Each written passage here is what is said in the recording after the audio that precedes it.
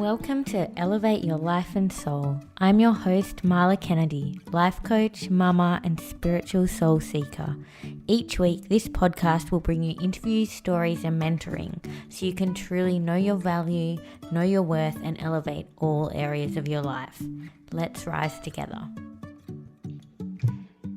Hi, Kathryn. Thank you so much for being here. I'm so grateful and excited to be chatting with you today. How are you going?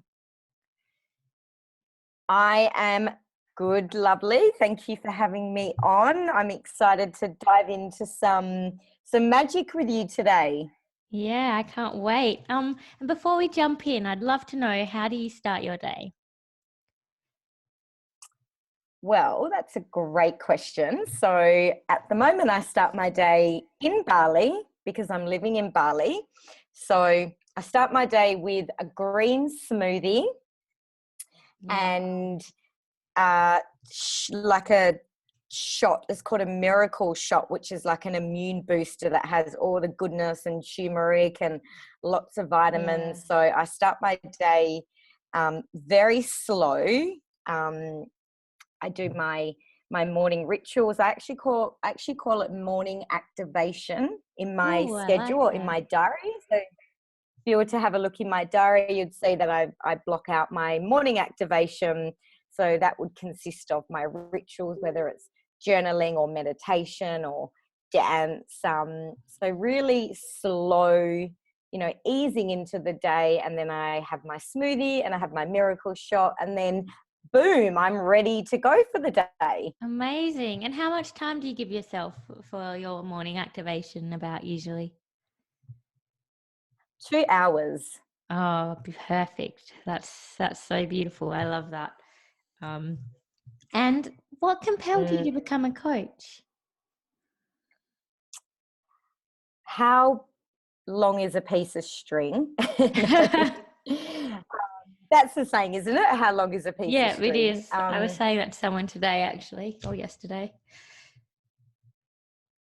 Yes. Well, I actually started my coaching journey for just over 4 years ago, and I was actually a self-love and empowerment coach. So over the last 4.5 years, I've really, stepped into different versions of myself based on, I guess, where the universe is really sending me to and, aligning with me. So I started off as a self-love empowerment coach because that was my own personal journey, and that was something that I had really had to step into and work through myself.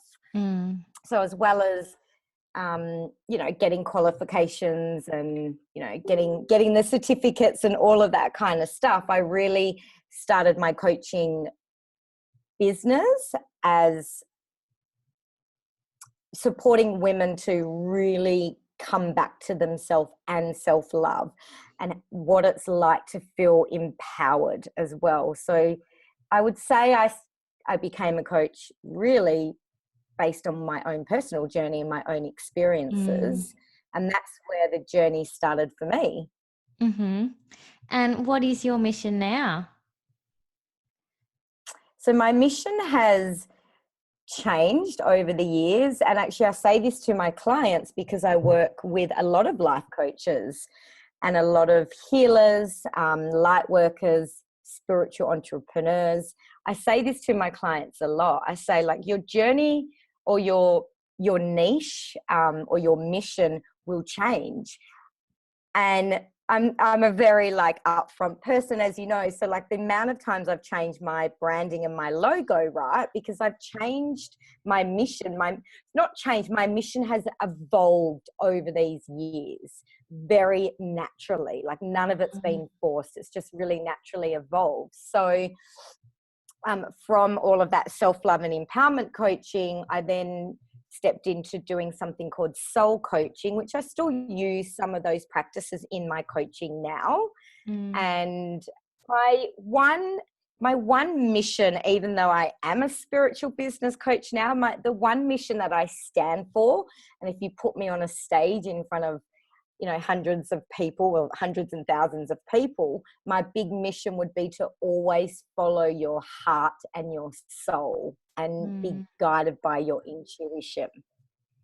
So whether that's life, business, love, it's still my mission, and it's still probably the thing that most people would know me for, but I now do it more in a I mix that with, I guess, the business strategy as well with my clients. And what does trusting your heart and soul, what does that look like for someone who is not used to that kind of thing? Yeah, that's a good question, because a lot of us sit in our logical mind and, we overanalyze decisions, and we're trying to figure things out and, know what the next move is. So my personal journey over the years, and I'll be sharing a lot more about this in my book when I do my book this year, is following your soul. Really, to me, is listening to the whispers. The whispers are the intuition. Now, what does your intuition look like or feel like? Everyone has those little whispers, those little inner whispers that are telling them what the next steps are.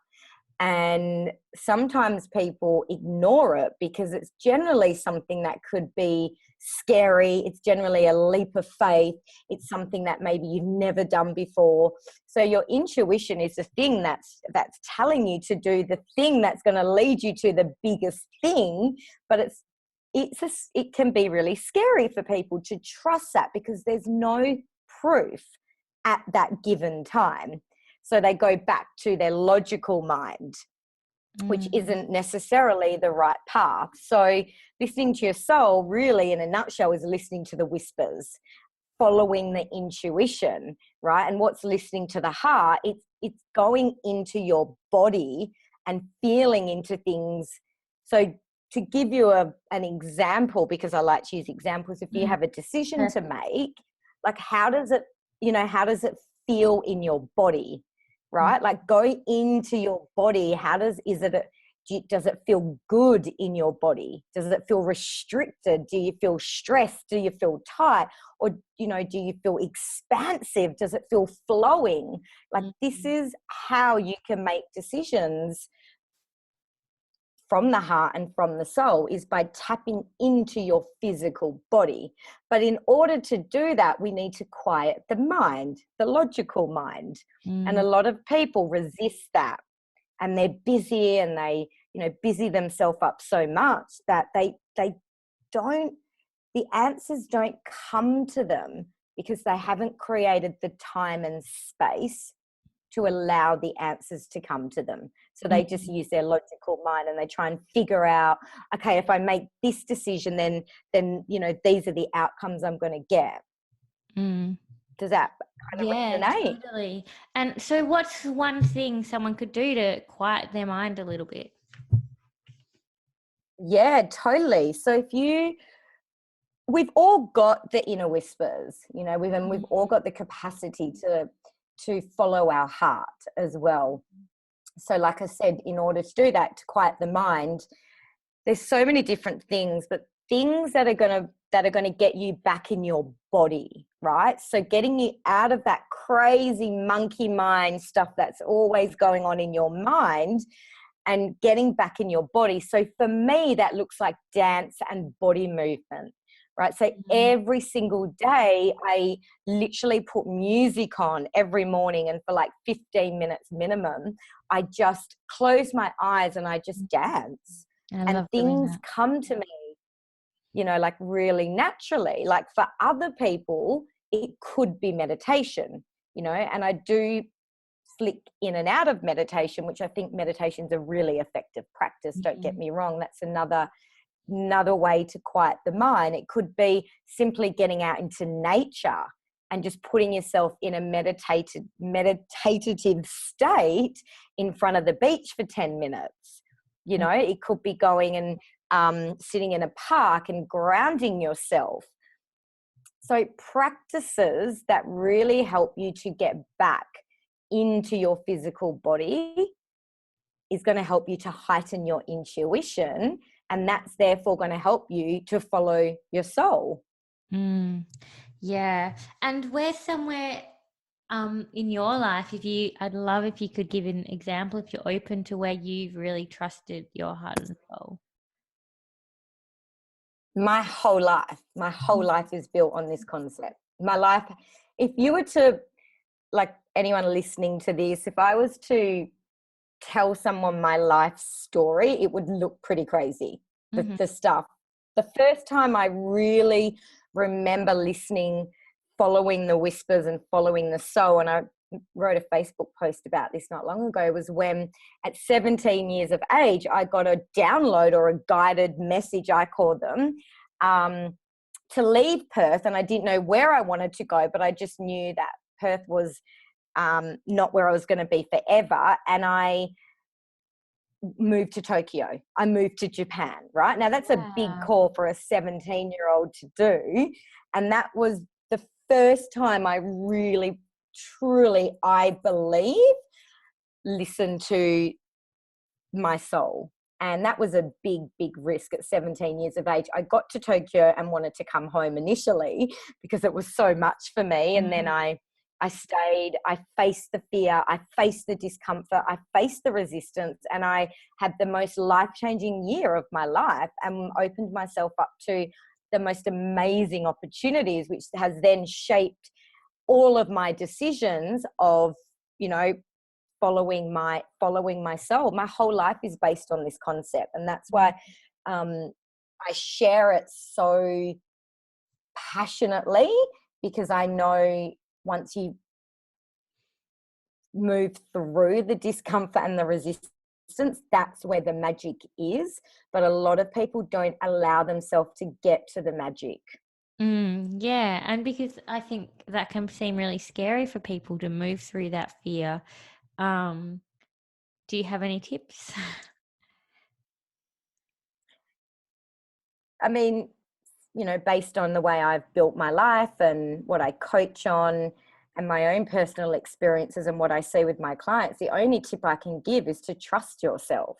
Like, this is what it ultimately comes down to trust yourself and to take that leap of faith. So it is, some of it is going to, a lot of, you know, listening to your soul, following your heart, is going to sound crazy at times. Like, it really is. So don't expect it to be a safe option, and don't expect it to be an option that's going to feel comfortable at the beginning. And then, you know, this ties into trust, letting go, and surrender, because that's all tied into the way that, you know, I've built my life on this. And in order to follow your soul, you know, you need all of this stuff we've spoken about, but you also need to let go. You need to surrender to the universe, and you need to let the universe guide you to where it's trying to guide you to, which is on the path of absolute magic. Yeah, it's so powerful. What hurdles have you personally faced, and how have you overcome them? Oh, goodness me.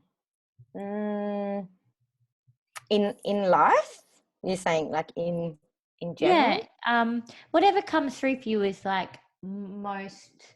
It can be in life or in business, whatever you feel comes through as like most compelling to you. I think probably one of the biggest hurdles, and it's not exactly a life event, like it's not like something that's happened, it's because I've built my life on this, I've really had to, I don't live my life based on societal rules. Never have, never will. I don't follow the normal society rules, and this can be very confronting for a lot of people as well. And my family have really had to adapt to the way that I live my life, you know.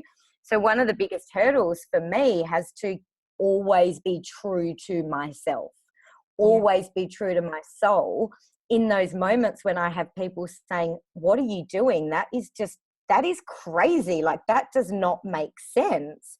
Mm. And I've constantly had to back myself time and time and time again. And I've done a lot of this on my own. I haven't had support from a partner, and I'm not married, and I don't have kids. And so my biggest long-standing hurdle, you know, outside of traumatic events, I guess, that have, you know, have happened, is really to constantly back myself and to trust myself in those moments when you're going against the grain and you are standing up for what you believe in. And also standing up for what you believe in this world comes with its own challenges, because it's, to be a leader, you need to stand for something, right? You need to own it.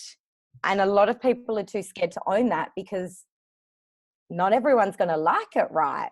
You know, so this kind of ties back into the self-love that I've had to accumulate over and over and over again over the years, to love myself enough to go, no, I know what's right for me. Yeah. And I love myself enough, and I don't care what anyone thinks, because I know what's right for me. And that's probably a bigger hurdle than little traumatic events I've had in my life. Yeah. And what makes you feel inspired or like your best self? Following my soul. And what are you curious? It's true. When I'm yeah. I mean, this is why I'm living in Bali. You know, it was another soul call to move to Bali. And I feel inspired when I follow my soul, when I'm in the right environments. When I'm not in the right environments and I know that I'm not following my soul, I feel restricted, I feel closed up, and I have no inspiration or flow going on. Yeah, I totally get that. And what are you curious about right now? I'm curious about how people live in Bali with so many bugs. That's the first thing. Yeah. The second thing is, no, I won't say that, because I'm just being me. That's the first thing. I'm curious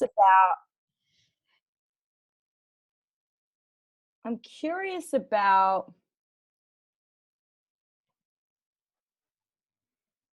why people have so much fear. I think that's probably what I'm curious about.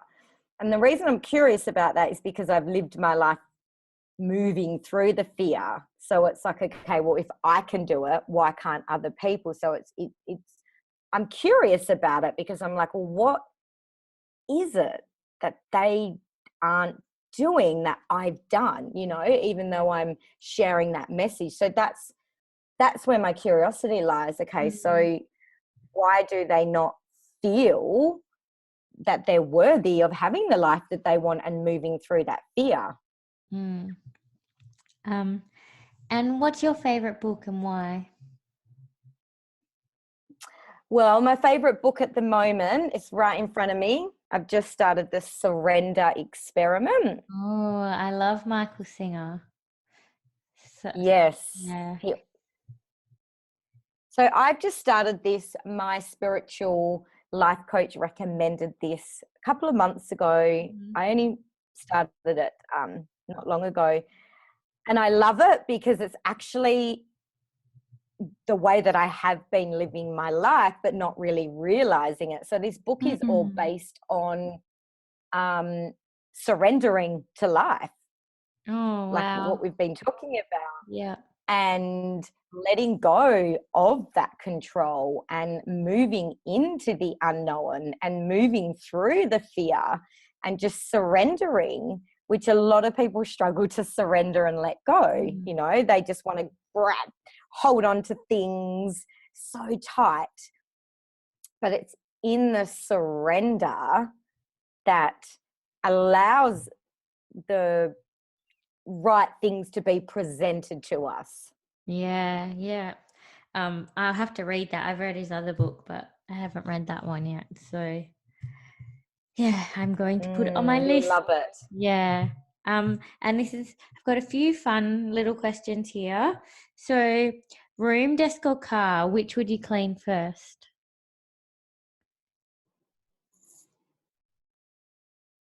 Definitely, it's a mix between my room and my car Uh-huh. because I don't sit at a desk. Yeah. I work from wherever locations. And the reason why it's a mix, I guess it would be my room, is environment is everything. Your Mm. environment, your space, your home, your car, your office, if you work from an office, if it's cluttered, your life and your mind will be cluttered. Totally.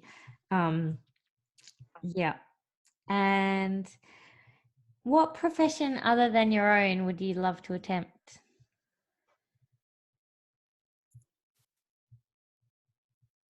A circus performer just came to me, so that's my intuition.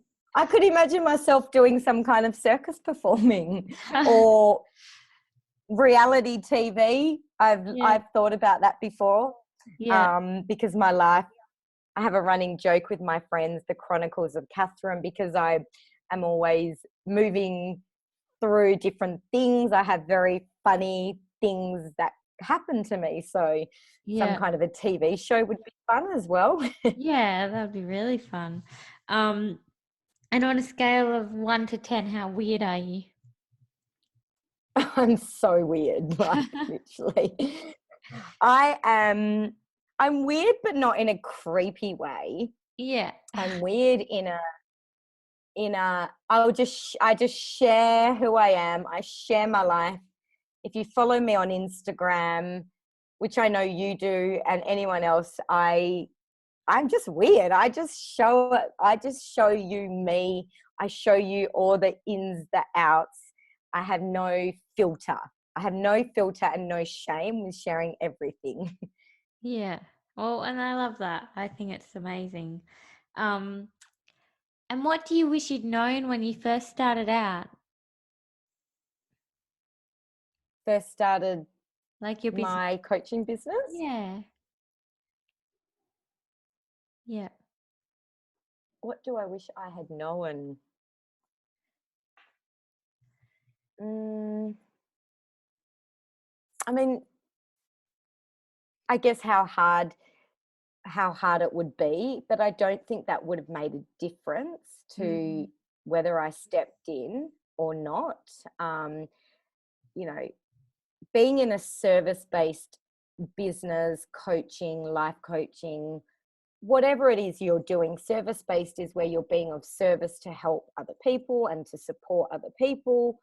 Um, is like a personal development course for yourself, time and time again, day after day, right? And having your own business is the same.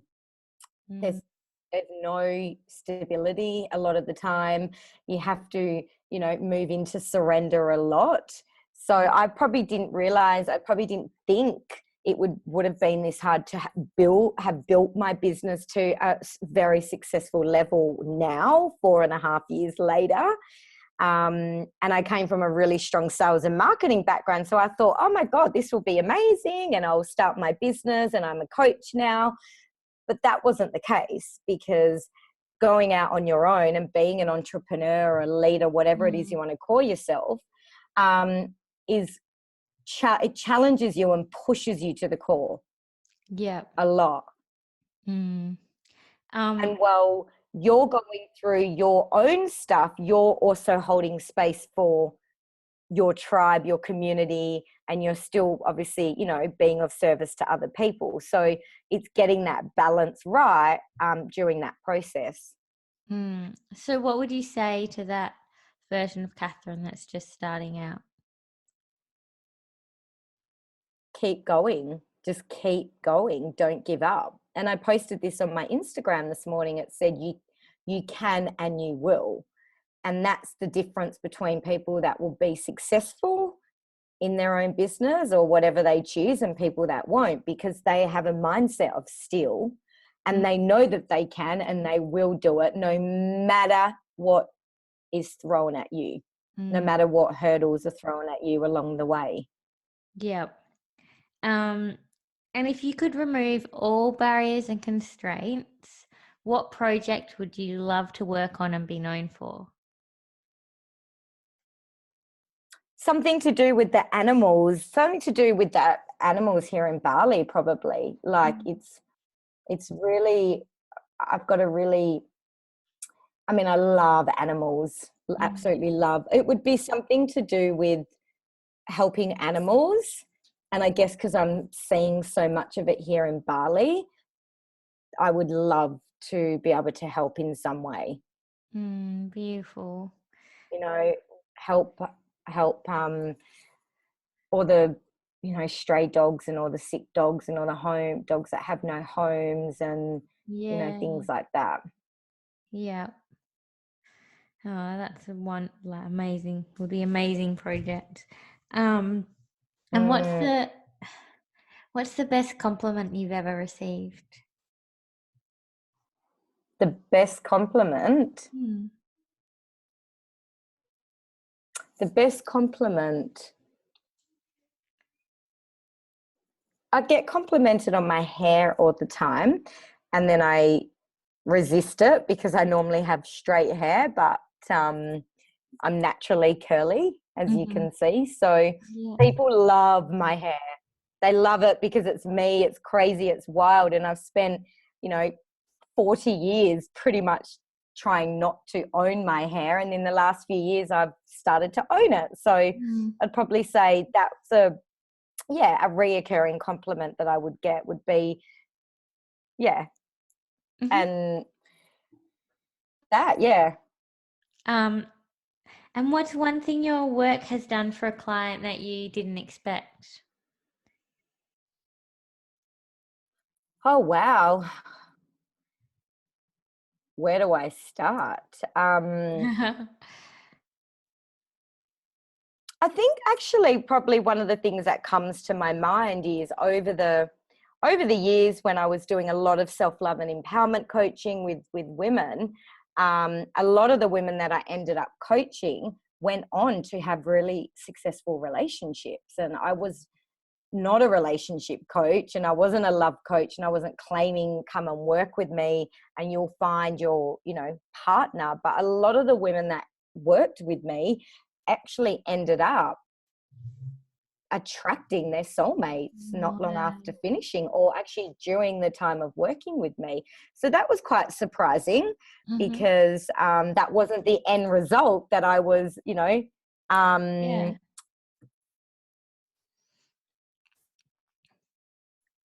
telling them that they would get, right? Yeah, amazing. It's so interesting. And what does elevating your life and soul mean to you? Elevating your life and soul means it means constantly stepping into that next level version of yourself, elevating yourself constantly leaning into the discomfort, leaning into the fear, working on yourself on a daily basis, you know, up leveling, growing, working with your own mentors, not staying the same. That's what it means to me, not staying stuck. And yes, it's okay to plateau and to stay where you are for a while, but I think keep elevating yourself to new levels, however that looks or feels for you, because we have one chance, you know, here in the physical realm. So don't limit yourself to, okay, well, I've achieved that, so I'm done now. You know, keep pushing yourself for bigger and better things. And before I ask what your offers are and how people can connect with you and stuff, is there anything that you wish I'd asked you but I didn't?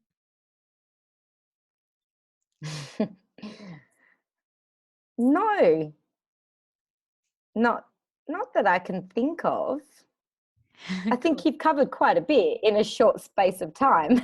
Yeah, good. I'm glad. And then so just I'd love you to share how people can connect with you and if you have and what you offer. Yeah.